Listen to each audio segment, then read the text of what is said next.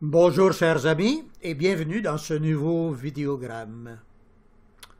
Aujourd'hui nous allons étudier ce qu'on appelle les opérations de maintenance. Celles-ci permettent d'assurer au logiciel un fonctionnement optimal grâce à la correction régulière de certaines lacunes pouvant affecter les dictionnaires. À cet effet, je clique sur le bouton rouge des utilitaires en haut de l'écran et je vous montre le cadre qui contient les opérations de maintenance. Remarquez que ces opérations existent ici et là de façon autonome dans les utilitaires, mais pour votre commodité, nous avons regroupé les principales d'entre elles dans ce cadre-ci qui se trouve au début de la première page des utilitaires. Elles sont donc toujours à votre portée, ce qui devrait vous inciter à les utiliser très souvent. N'hésitez surtout pas à le faire avant de commencer une opération importante, comme par exemple le traitement des doublons et bien d'autres. Les opérations de maintenance sont divisées en trois catégories, comme on peut le voir ici. Il y a tout d'abord les opérations urgentes, puis les opérations qu'on fait au besoin, bien qu'on peut les faire aussi souvent qu'on veut, et enfin les opérations qui sont plus longues à effectuer. Mais commençons par les opérations urgentes. Normalement, il ne peut pas y avoir de nom en double dans aucun dictionnaire. Il est important que vous le sachiez. Mais hélas, cela peut arriver pour différentes raisons, à commencer par des corrections ou des manipulations imprévues, mais surtout à cause de l'importation de fichiers JEDCOM qui proviennent d'autres logiciels. Par exemple, si le nom de la ville de Rimouski est écrit deux fois de la même façon dans le dictionnaire des noms de lieux, il y a une possibilité que les individus soient reliés à l'un ou à l'autre de ces noms, d'où des erreurs dans les listes et les statistiques. Le même problème peut arriver avec des prénoms et des noms de famille. C'est pourquoi, en cliquant sur le bouton rouge que vous voyez ici au bout de la ligne, eh bien, non seulement les noms en double seront fusionnés dans les trois dictionnaires, mais les individus reliés à chacun de ces noms seront regroupés en dessous du nom unique résultant des fusions. C'est donc un immense avantage, d'autant plus que tout se fait automatiquement. Je vais d'ailleurs vous faire une petite démonstration. Allons justement voir la ville de Rimouski dans le dictionnaire des noms de lieux. Rimouski se trouve au Canada, dans la province de Québec, dans la région du Bas-Saint-Laurent, dans la MRC Rimouski-Neigette et enfin dans la liste des villes au niveau 5. Comme je suis déjà dans les utilitaires, je n'ai pas besoin de changer de page, je choisis immédiatement le module 3 des dictionnaires, puis le sous-module petit c intitulé « Les noms de lieux et leurs subdivisions territoriales ». Et je clique sur le bouton rouge qui m'amène au niveau 1 du dictionnaire des noms de lieux. Ce niveau contient la liste des noms des pays qui sont membres de l'ONU. Et pour obtenir un pays en particulier, je n'ai pas besoin d'écrire son nom au complet. Je ne fais que cliquer dans la case de recherche pour y placer le curseur qui clignote, comme vous voyez, ce qui me permet d'écrire la première lettre du nom du pays en question. Par exemple, aujourd'hui, je veux obtenir le Canada, alors je vais écrire seulement que la lettre C, comme ceci, et j'obtiens le Canada en premier lieu dans la liste. Alors, je peux cliquer sur la flèche rouge et arriver au niveau 2 qui contient toutes les provinces du Canada. Ici, je choisis la province de Québec et je clique sur la flèche rouge pour arriver au niveau 3 qui contient toutes les régions de la province de Québec. Ces régions sont l'équivalent des départements pour les pays de langue française. à une autre échelle, évidemment. Alors ici, je choisis la région du Bas-Saint-Laurent. Je clique sur la flèche rouge pour arriver au niveau 4. Ce niveau contient ce que nous appelons ici les MRC, c'est-à-dire les municipalités régionales de comté. C'est l'équivalent des arrondissements dans les pays de langue française. Ici, je vais choisir la MRC qui porte le nom très poétique de Rimouski-Neigette et je clique sur la flèche rouge pour arriver enfin au niveau 5 qui contient le nom des villes qui font partie de la MRC Rimouski-Neigette. Alors ici, ce sont les noms officiels des villes. Tous ces noms sont correctement orthographiés et tout cela a été vérifié comme en fait foi la liste de la colonne de vérification que vous voyez ici et qui est coiffée du terme OK. D'ailleurs, vous voyez que tous ces noms sont accompagnés de la population, de la superficie et même des coordonnées GPS. Mais il y a quelque chose d'étrange ici. Il y a deux noms qui représentent la ville de Rimouski et l'un de ces noms est mal orthographié. Il y a la lettre S qui est en trop. De plus, il n'a pas été vérifié puisque sa case de vérification est vide. Comment est-ce possible? Puisque, en principe, les noms qui sont dans les dictionnaires sont toujours les noms officiels des villes et ils sont bien orthographiés. Y aurait-il des noms qui s'ajoutent sans notre consentement? Pas tout à fait. C'est ce que je vais vous expliquer maintenant.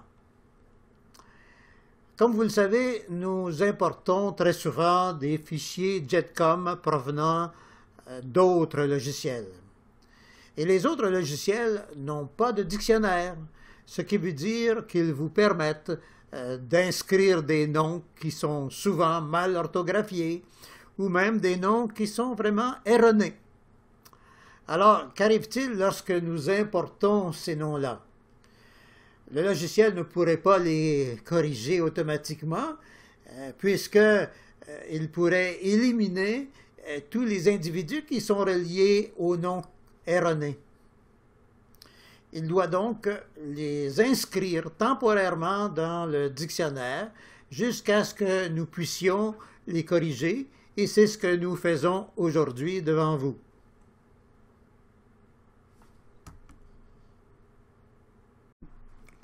Peut-être allez-vous me dire, c'est facile, vous n'avez qu'à fusionner les deux noms en question. C'est vrai, mais vous allez voir que la procédure est quand même plus compliquée qu'on le croit. Tout d'abord, pour effectuer une fusion, il faut que les deux noms soient parfaitement identiques. À cet effet, je vais donc enlever la lettre S qui est superflue. Mais je ne peux pas me contenter de ne faire que fusionner les deux noms, car il ne faut pas oublier qu'il y a des individus qui sont reliés à chacun de ces deux noms-là. Alors, je vais donc devoir utiliser le logiciel afin de faire cette opération d'une manière qui n'est pas trop difficile.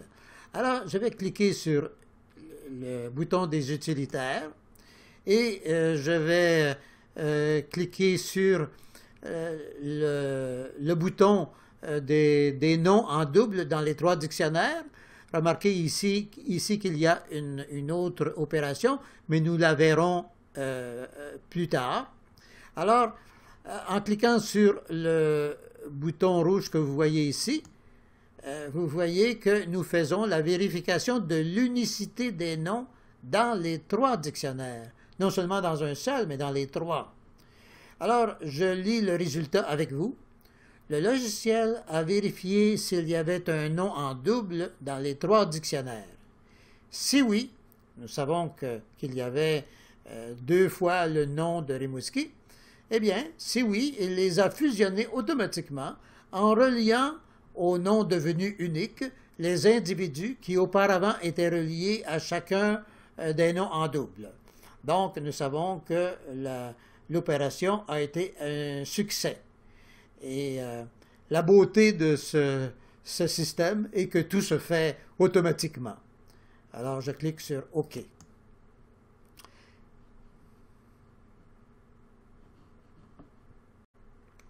Alors, je vous ai dit qu'il y avait une deuxième opération, c'est le séquençage des unions. Je vous lis le texte qui apparaît à l'écran. Cette opération consiste à mettre les unions en ordre chronologique, tout en plaçant à la fin celles qui n'ont pas de date. Pourquoi avons-nous établi cette règle? C'est que, comme vous le savez, les mariages ont une date et habituellement, ils ont lieu au début de la vie d'un couple. Alors que les unions de fait, habituellement, n'ont pas de date, et elles ont lieu plutôt dans la seconde partie de la vie des individus. Ce qui veut dire que le logiciel assignera automatiquement un numéro d'union séquentiel, c'est-à-dire 1, 2, 3, etc., à ces unions, et cela dans l'ordre dans lequel elles apparaissent maintenant, puisqu'elles ont été placées par le logiciel. Toutefois, il faut comprendre qu'il y a des exceptions à cette règle. C'est un fait qu'il y a des gens qui commencent leur vie de couple en union de fait, donc sans aucune date, et qui plus tard finissent par se marier. Alors, comme vous voyez, il y a des exceptions, et à cause de ces exceptions, il faut être en mesure de corriger l'ordre dans lequel ces unions sont présentées. Alors, ceci, on peut le faire manuellement dans l'interface. Alors, on peut annuler cette opération si on ne veut pas la faire, ou on peut cliquer sur le bouton « Continuer » pour effectuer cette opération. Alors, si je clique sur ce bouton, vous voyez que la mise à jour de l'état des unions est en train de s'effectuer. Alors, je n'attendrai pas à la fin. Disons qu'elle sera couronnée de succès et vous pouvez m'en croire. Je vous montre une autre fois le cadre de la deuxième opération que vous connaissez déjà. Il n'est pas nécessaire de toujours cliquer sur le bouton « Continuer » pour refaire chaque fois la même opération de maintenance. Vous pouvez parfois cliquer sur « Annuler » afin d'arriver immédiatement à la troisième opération qui consiste à mettre la liste des enfants en ordre chronologique tout en plaçant à la fin ceux qui n'ont pas de date. Vous ne vous en souvenez peut-être pas, mais il est possible que dans le passé, vous ayez changé temporairement l'ordre des enfants pour les mettre en ordre alphabétique. Il est donc commode qu'une opération de maintenance les remette en ordre chronologique, qui est l'ordre qu'on privilégie pour la liste des enfants. Vous pouvez aussi rechanger cet ordre manuellement si vous voulez. Par exemple, pour replacer au début un enfant qui n'a pas de date, contrairement à la règle générale. Comme d'habitude, vous avez toujours le choix entre annuler cette opération ou la continuer, ou l'exécuter, en cliquant sur l'un des deux boutons que vous voyez ici. Enfin, il existe une dernière opération qui permet de mettre à jour les codes individuels qui pourraient manquer dans le fichier en cours. Mais elle s'effectue sans même que vous en ayez connaissance, comme vous voyez. Seul un message vous informe que cette opération a été complétée avec succès. Alors vous cliquez sur OK.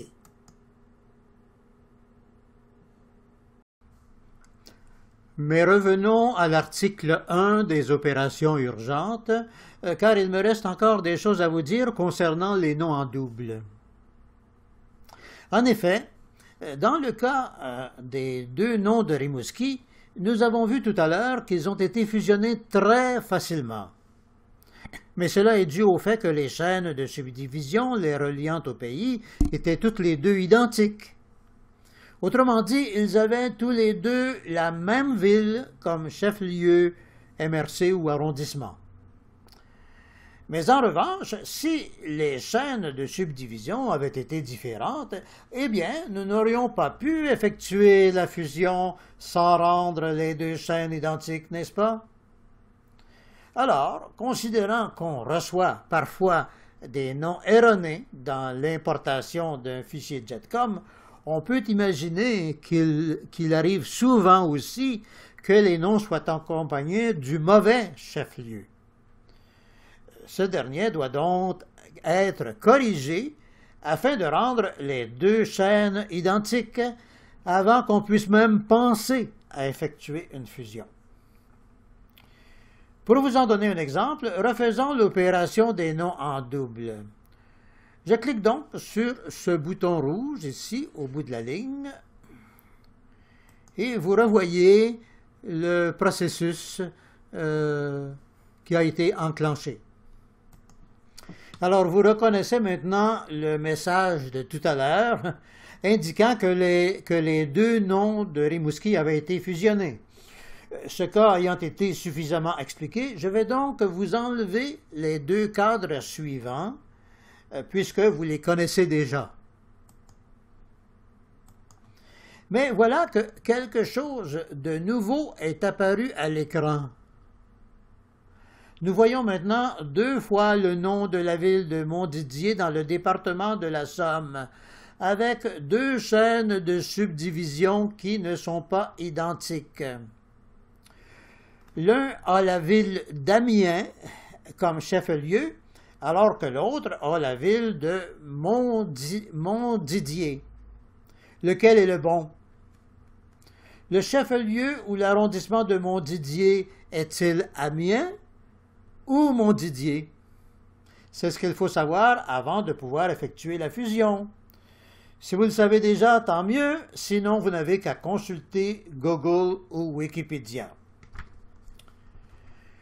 Je clique donc sur mon propre navigateur pour atteindre Google. Et dans la case de recherche de Google, je vais inscrire le nom de Montdidier, comme ceci. Faites comme moi. Mais choisissez plutôt Montdidier dans Wikipédia, puisque dans le cadre à droite de la page, vous apercevez clairement le nom de l'arrondissement, qui est cette fois-ci Montdidier et non pas Amiens. Alors, le sachant, vous pouvez retourner à la page des noms en double en cliquant sur le petit X ici pour sortir d'Internet. Et alors, vous pouvez cliquer sur la case de gauche de la ville de Montdidier sur la deuxième ligne, celle qui contient Montdidier comme chef-lieu. Car c'est celle-ci qui sera conservée dans la fusion, alors que l'autre chaîne, la première ici, sera ignorée. Quant aux cases à cocher des chefs-lieux, ici, il importe peu qu'elles soient cochées ou non. L'important, c'est de cocher le bon nom au niveau 5 ici, puisque c'est le niveau des villes. C'est celui-là qui est important dans le cas présent.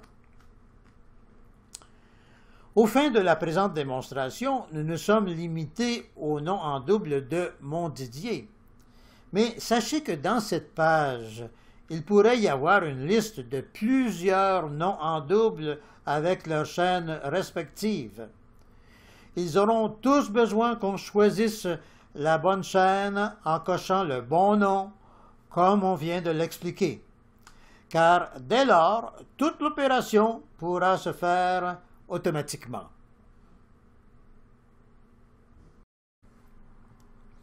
Pour plus de certitude, lisons ensemble les directives qu'on nous donne à l'écran. Voici comment procéder. Vérifiez par Google ou autrement les chaînes des deux noms qui se trouvent au niveau 5. Cochez le bon nom à gauche s'il ne l'est pas déjà. C'est ce que nous avons fait ici.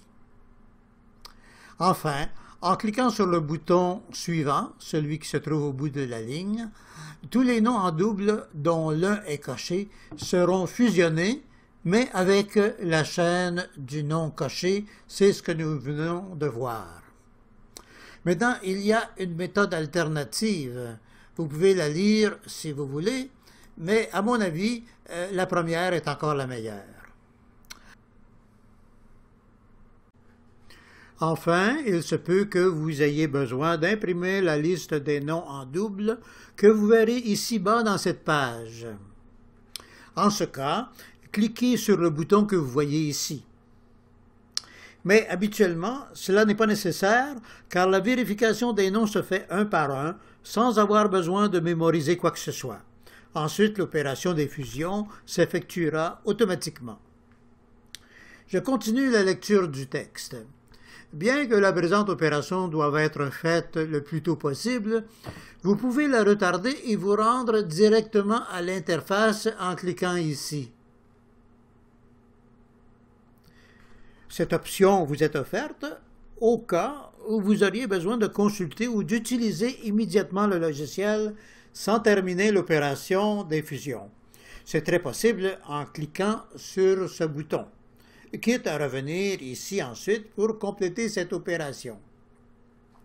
D'ailleurs, on vous le dit ici clairement.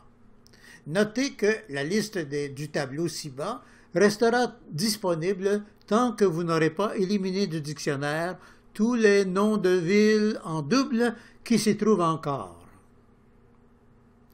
Il ne reste donc plus qu'à cliquer sur le bouton rouge que vous voyez ici pour effectuer l'opération. Mais voilà que s'affiche un autre cadre avec des directives complémentaires. Vous pouvez les lire, évidemment, mais je vous ai déjà donné toutes les explications nécessaires à ce sujet, à l'exception de la dernière ligne que je lis avec vous. Pour soustraire de la fusion automatique un nom en double qui est ancien ou erroné, ou pour une autre raison, ne cochez aucune de ces cases, mais corrigez-le séparément après l'opération. Il est toujours bon, en effet, de savoir comment on peut soustraire un nom de l'opération générale. Enfin, en cliquant sur ce bouton rouge ici que vous voyez, tous les noms en double dont la case de gauche est cochée seront fusionnés automatiquement en ne considérant que les détails de la chaîne sélectionnée. Alors, c'est ici que prend fin notre vidéo sur l'article 1 des opérations de maintenance. Et pourtant, nous n'avons encore rien dit au sujet des autres articles de ce cadre. Mais soyez sans crainte, une autre vidéo suivra pour commenter les articles 2 et 3 des opérations de maintenance. C'est que pour votre commodité, nous nous efforçons de réduire la longueur de nos vidéos, quitte à les faire plus nombreux à l'avenir, car la matière abonde. Nous vous invitons donc à visionner le prochain vidéogramme ou la prochaine vidéographie qui portera le nom de Maintenance 2. Vous y apprendrez comment on peut facilement disposer des noms inutilisés dans les dictionnaires et comment on peut tenir compte des générations dans un système adapté à sa propre lignée familiale. S'il y a des lacunes parmi vos enregistrements, vous le saurez aussi immédiatement et vous pourrez y remédier. Enfin, vous verrez comment les listes de prénoms peuvent s'adapter à vos besoins. Alors sur ces mots, je vous dis à bientôt et aux prochaines vidéos.